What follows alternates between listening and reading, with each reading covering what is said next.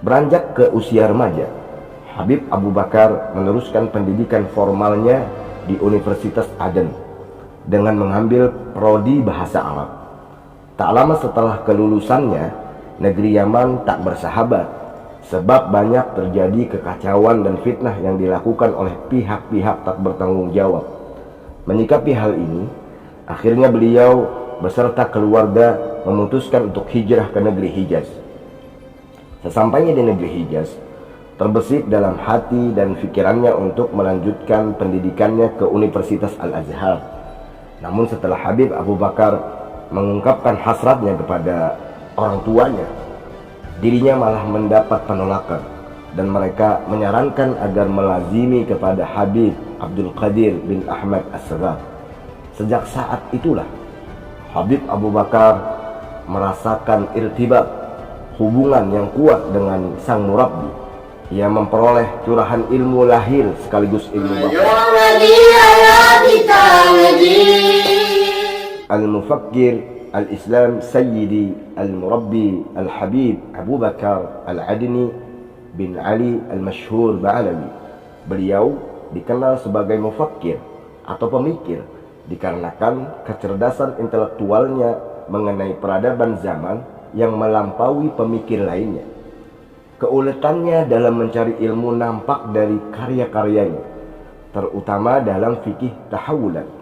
Habib Abu Bakar Al-Adni merupakan cendekiawan muslim yang berasal dari Hadramaut, Yaman. Kiprahnya dalam berdakwah telah masyhur di berbagai penjuru negeri, baik di Timur Tengah, Eropa hingga Asia. Banyak santri didiknya berasal dari Indonesia. Beliau dilahirkan di lembah Ahwar, Provinsi Aden pada tahun 1366 Hijriah atau 1947 Masehi. Sejak belia, beliau dididik ilmu syariat agama oleh kedua orang tuanya. Tak heran jika dirinya mampu menghafal seluruh isi Al-Quran di masa muda. Beliau sudah bertalaki ke berbagai guru ternama di zamannya, baik di Aden maupun di Hadramaut. Bahkan sejak usia 14 tahun, dirinya telah mendapatkan mandat dari sang ayah untuk menyampaikan khutbah Jumat di masjid-masjid sekitar. Keberhasilan Habib Abu Bakar tak luput dari peranan kedua orang tuanya. Merekalah yang telah membangun karakter Habib Abu Bakar hingga menjadi figur ternama seperti sekarang. Dalam tuturnya dia mengakui, keseluruhan hidupku tak lepas dari peran orang tuaku, ayah dan ibuku. Ayahku sosok yang sangat disiplin mengatur waktu. Baginya, pendidikan dan akhlak adalah prioritas utama. Seringkali aku menangis setiap mendengarkan lantunan Al-Quran yang ayah baca pada sepertiga malam. Beranjak ke usia remaja, Habib Abu Bakar meneruskan pendidikan formalnya di Universitas Aden dengan mengambil prodi bahasa Arab. Tak lama setelah kelulusannya, negeri Yaman tak bersahabat sebab banyak terjadi kekacauan dan fitnah yang dilakukan oleh pihak-pihak tak bertanggung jawab.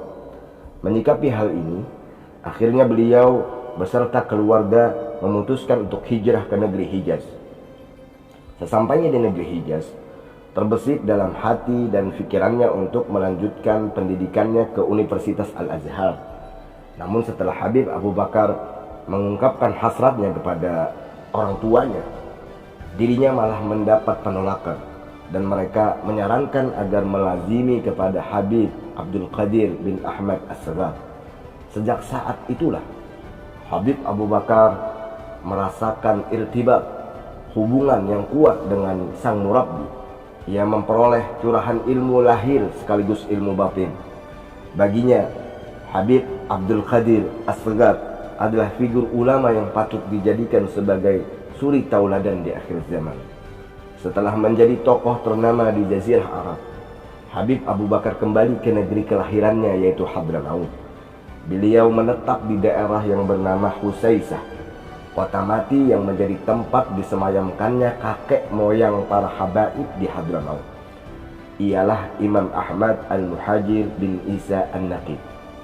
Habib Abu Bakar mendirikan Rubat atau pondok pesantren Al-Muhajir yang kemudian berkembang pesat dan diubah menjadi Universitas Al-Wasatiyah pada tahun 2010. Sebab didirikannya lembaga tersebut semata-mata demi memenuhi perintah Nabi SAW yang disampaikan kepadanya melalui mimpi.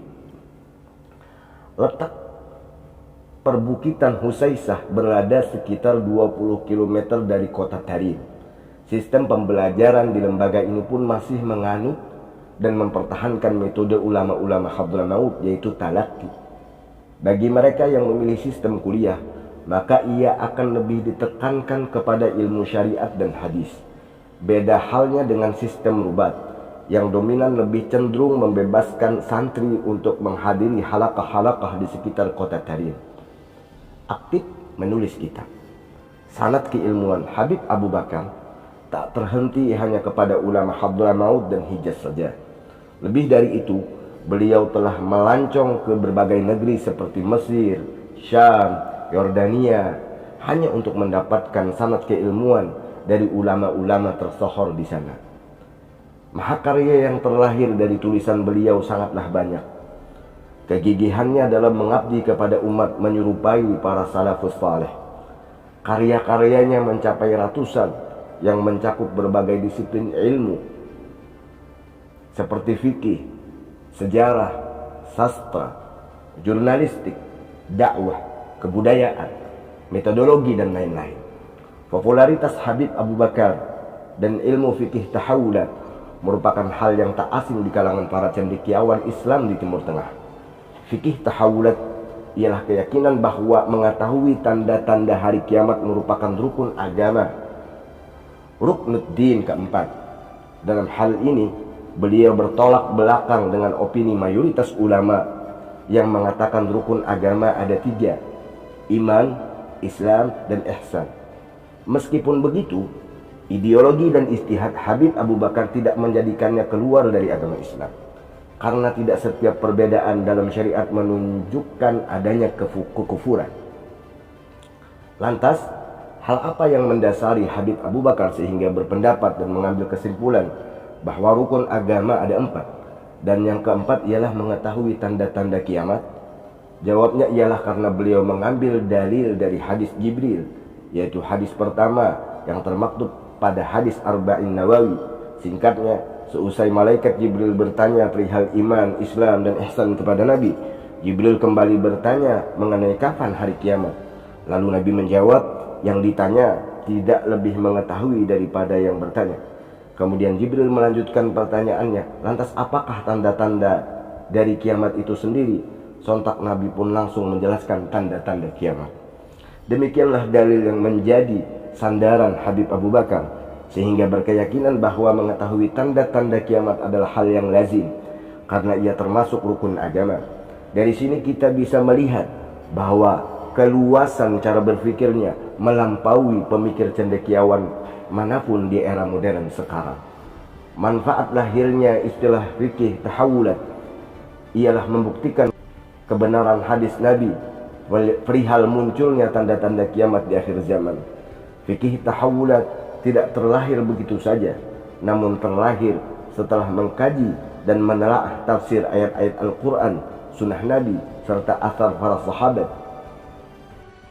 Kini beliau meninggalkan kita semua tepat pada hari Rabu tanggal 28 Zulhijjah 1443 Hijriah atau 27 Juli 2022 Masehi. Habib Abu Bakar Al-Adini kembali ke hadirat Allah Subhanahu wa taala. Inna lillahi wa inna ilaihi raji'un. Lahul Fatihah. Bismillahirrahmanirrahim. Alhamdulillahi rabbil alamin. Ar-Rahmanir Rahim. Maliki yaumiddin. Iyyaka na'budu wa iyyaka nasta'in. اهدنا الصراط المستقيم